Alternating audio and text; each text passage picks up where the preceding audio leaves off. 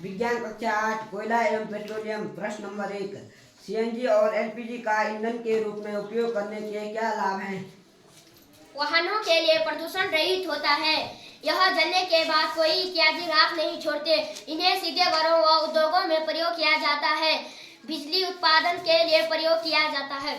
प्रश्न number 2, petroleum का कौन सा उत्पाद सड़क निर्माण हेतु उपयोग में लाया जाता है? आजकल पक्की सड़कों के निर्माण के लिए कोयला के स्थान पर पेट्रोलियम उत्पादक बिटुमेन का प्रयोग किया जाता है।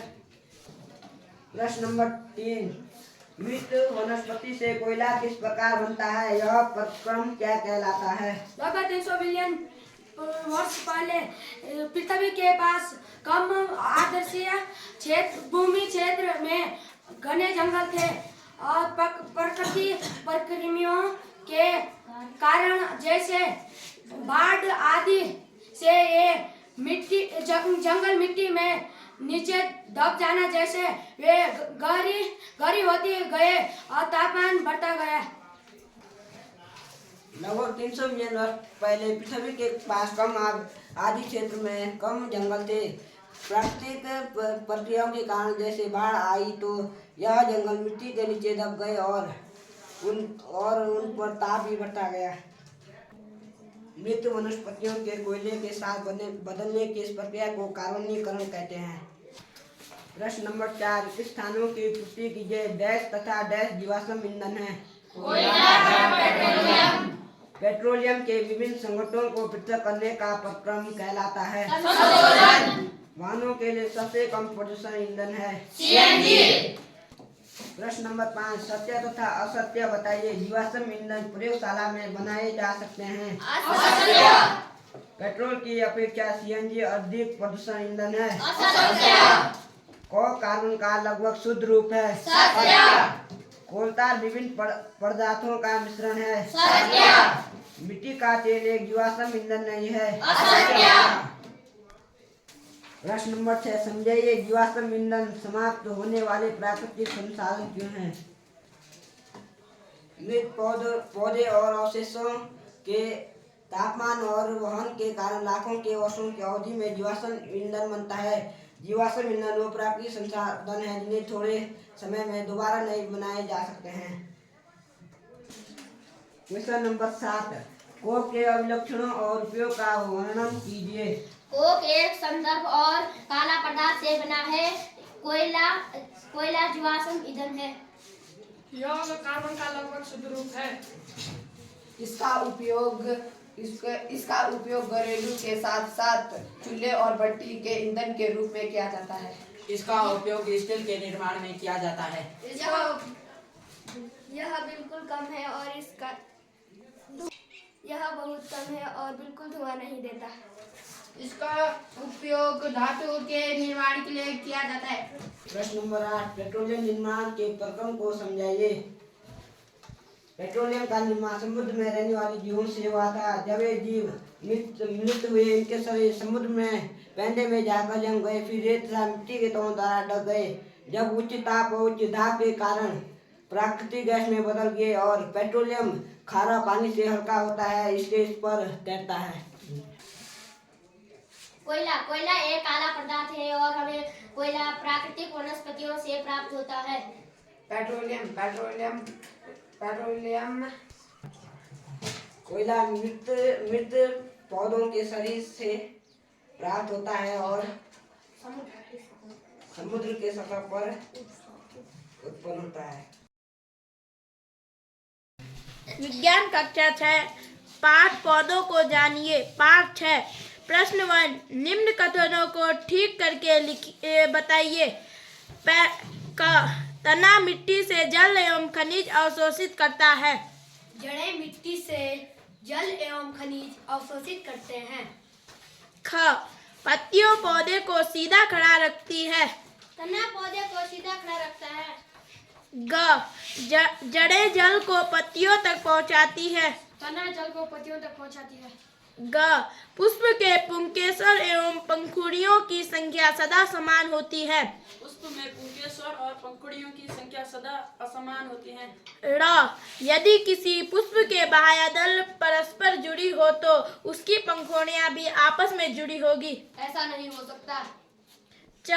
यदि किसी पुष्प की पंखुड़ियां परस्पर जुड़ी हो तो स्त्री केसर पंखुड़ियों से जुड़ा होगा। तना और स्त्री केसर आपस में जुड़े नहीं होंगे। प्रश्न 3, क्या आप अपने घर के आसपास ऐसे पौधे को जानते हैं जिसका तना लंबा परंतु दुर्बल हो? इसका नाम लिखिए। आप इसे किस वर्ग में रखेंगे?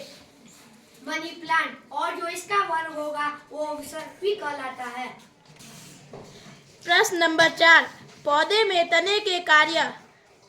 यह शाखाओं, पत्तियों, फूल और फलों को धारण करता है। जब जड़ जल एवं खनिज तने तक पहुंचाता है तो तना सबसे पहले पत्तियों में बेच देता है और उठने के बाद पौधे के विभिन्न भागों में बेच देता है। तना पौधे को सीधा खड़ा रखने में सहायता करता है। धन्यवाद। प्रश्न 5, निम्न में से किन पत्तियों में जालिका रूपी शिरा विन्यास पाई जाती है? गेहूं, तुलसी, मक्का, घास, धनिया, गुड़हल। तुलसी, धनिया, गुड़हल। प्रश्न नंबर 6, यदि किसी पौधे की जड़ रेशेदार हो तो उसकी पत्ती का शिरा विन्यास किस प्रकार का होगा? समांतर शिरा विन्यास। प्रश्न नंबर 7, यदि किसी पौधे की पत्ती में जालिका रूपी शिरा विन्यास हो तो उसकी जड़ें किस प्रकार की होंगी? क्या आप किसी पौधे की पत्ती की छाप को देखकर यह पहचान सकते हैं कि उसकी जड़ मूसला जड़ होगी अथवा जकड़ा जड़? कैसे? जैसे कि आप सभी को पता ही होगा, हमें एक पेपर ले लेना है, पेपर के नीचे किसी पत्ती को रख लेना है और उस पत्ती का छाप निकाल लेना है और अगर उसमें सीधी लाइनें होंगी तो वह समांतर शिरा विन्यास होगी और उसमें कुछ टेढ़ी मेढ़ी लाइनें होंगी तो वह जालिका रूपी शिरा विन्यास होगा। पुष्प के विभिन्न भागों के नाम बताइए। दल, बाह्य दल, पुंकेसर, स्त्री केसर, गाइनोसियम। निम्न में से किन पौधे के फूल होते हैं? घास, मक्का, गेहूं, मिर्च, टमाटर, तुलसी, पीपल, शीशम, बरगद, आम, जामुन, अमरूद, अनार, पपीता, केला, नींबू, गन्ना, आलू, मूंगफली। मक्का, टमाटर, तुलसी, पीपल, बरगद और आलू, जामुन। पौधे के उस भाग का नाम बताइए जो अपना भोजन बनाते हैं। इस प्रक्रम को क्या कहते हैं? प्रकाश संश्लेषण। पौधे में भोजन पत्ती में बनता है, इस प्रकार को हम प्रकाश संश्लेषण कहते हैं। पुष्प के किस भाग में अंडाशय मिलता है? स्त्री केसर। प्रश्न नंबर 13, ऐसे दो पुष्पों के नाम लिखिए जिनमें से प्रत्येक में संयुक्त और अलग अलग पंखुड़ियां हो। धतूरा और टमाटर। अलग अलग पुष्प वाला अलग अलग पंखुड़ियों वाला बाग कमल और गुलाब। विज्ञान कक्षा 7 अध्याय 3 ऊष्मा। प्रश्न नंबर 1, प्रयोगशाला तापमापी तथा डॉक्टरी थर्मामीटर के बीच समानताएं तथा अंतर लिखिए। बताइए। समानताएं, दोनों थर्मामीटरों का कार्य सिद्धांत समान होता है। समानताएं, दोनों थर्मामीटरों का उपयोग तापमान मापने के लिए किया जाता है। समानताएं, तापमान को नापने के लिए दोनों थर्मामीटर में पारा की आवश्यकता होती है। उदाहरण, प्रयोगशाला थर्मामीटर वो कारखाने और वस्तुओं को मापने के लिए होता है और डॉक्टरी थर्मामीटर इंसानों और पशुओं को मापने के लिए होता है। प्रश्न नंबर 2, ऊष्मा चालक तथा ऊष्मारोधी प्रत्येक के 2 उदाहरण दीजिए। ऊष्मा चालक तांबा, एल्युमिनियम, लोहा। ऊष्मारोधी हवा, पानी, लकड़ी। ऊष्मारोधी लकड़ी, पानी और हवा। ऊष्मा चालक तांबा, लोखंड और एल्यूमीनियम और ऊष्मारोधी हवा, पानी, लकड़ी, सूखी लकड़ी।